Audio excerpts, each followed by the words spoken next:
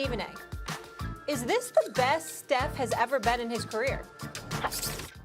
I think he looks it right now. And here's the reason why I would say this. Because it's without Klay Thompson on the court. That's why.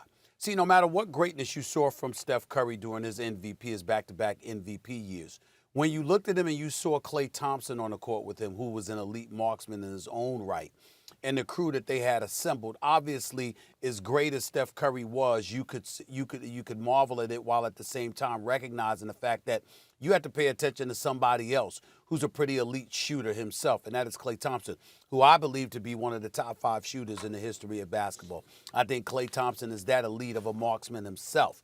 But when you look at what's transpiring this year, and you look from an offensive perspective of what what Steph Curry has around him and what he's doing, averaging 31, 6, and 5 on 43% shooting from three-point range.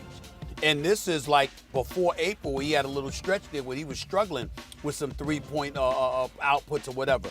This dude is the elite marksman in the history of basketball, the greatest shooter we have ever seen, the greatest shooter that God ever created. I'm telling you, this is what he is, and everybody knows it, and it's no longer a deniable issue. Now, I don't have him as my league MVP, but my apologies to him. He definitely needs to be included in the conversation. He's not a top 2, might not even be a top 3 candidate for league MVP honors because the Golden State Warriors are an average team. But when I look at his greatness, it speaks for itself. And when you look at it in terms of his performance this year, the greatness that we're witnessing without Klay Thompson is what really stands out in my mind. Those other performances, as great as he was in the past, Klay Thompson was on the court with him. Klay Thompson's not there this year. You know he's the lone option offensively for the Golden State Warriors, and you still can't stop him.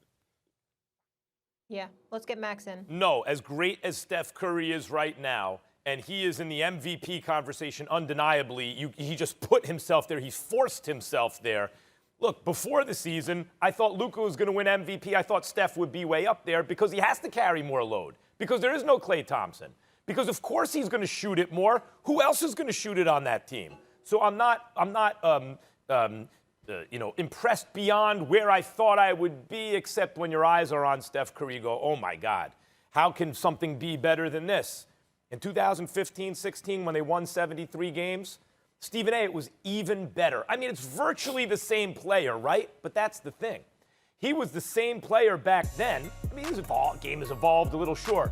He stole the ball more frequently then. I looked up the stats. They're almost identical, but he had twice as many steals. But he does some things now with more, listen, he's more experienced now. But the difference is he was doing that in a league that wasn't ready. It's one of the reasons they won 73 games before KD. 73 games. And I know you watch it now, you go, oh my God, he just dropped 47. He dropped it. He had multiple 50-point games, 51, 50, 50-something. He had tons of 40-point games that year. It's easy to forget when your eyes aren't on him that year what he was doing then, but he was doing it in a league where no one else was. That has even more value. Now you have Damian Lillard. Oh, look at that. I could shoot from way out there. Let me try this. You have Trae Young. You have other guys where Steph has shown the way, and now they're doing it too, making it still incredible, but not the same kind of impact it had back then. Of course, they had Klay then, Iguodala, Draymond Green was shooting better. Stephen A., all that stuff is true, and that contributed, obviously, mightily to those 73 wins. But my God, what Steph was doing back then, there was a reason he was MVP, and we all said, yeah, he's MVP. Look, right now, the Portland Trailblazers record isn't amazing. The Nuggets record isn't amazing, and we're looking at Jokic and Damian Lillard, and Steph is in that category. Back then, it was Steph Curry as MVP, retire the prize. Well, I disagree. Like I said, you can point to the greatness of Steph Curry, and a lot of people will point to what he did in 2016 particularly. But my point is that when you have a marksman, an elite marksman on a court with you, and that distracts the defense, that plays a role in what you're capable of doing. It's almost like if you go on the court with LeBron James, you're going to be better because LeBron James is elite and attracts such a clear amount of attention that it's going to make things easier for the people around him. Steph Curry had Klay back in the past. He doesn't have Klay this year.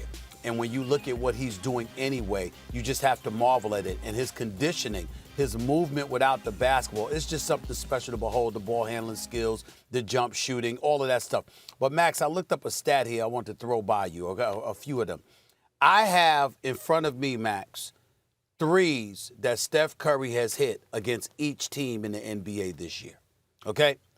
In 2 games against Atlanta, all right, he's hit 18 of 33 threes, all right? In 2 games against Chicago, it's 11 of 29 threes. In 2 games against Cleveland, it's 11 of 24 threes. In 2 games against Dallas and Denver, it's 15 of 29 threes. Against Detroit in 2 games, it's 11 of 17 threes. Against Houston in 2 games, it's 10 of 26 threes. Against the Clippers, it's 11 of 28 threes. Against Miami, it's 10 of 31 threes. Against Minnesota, it's 11 of 23 threes. Against New York, the Knicks, it's 12 of 28 threes in 2 games. Against Orlando, it's 16 of 35 threes. Against Philly, against last night, the only game he played against them this year, it's 10 of 17 threes. Against Damian Lillard in Portland, it's 17 of 42 threes. Against San Antonio in 3 games, it's 14 of 29 threes. Against Utah, it's 11 of 19 threes in 2 games. I mean, my God. I mean, do you understand that if you shoot But you know what that adds up to? 35% from three-point range, that's considered decent? Look at the numbers that I threw out to you against a slew of opponents, elite and otherwise. It does not matter. This brother is something But you to know what that behold adds up to? as a marksman. Yes. I put stats up in front of me while you were doing that. You know what that adds up to? It adds up to 12 threes a game, and he's hitting 43% of them, which is amazing. It's why he's in the MVP conversation.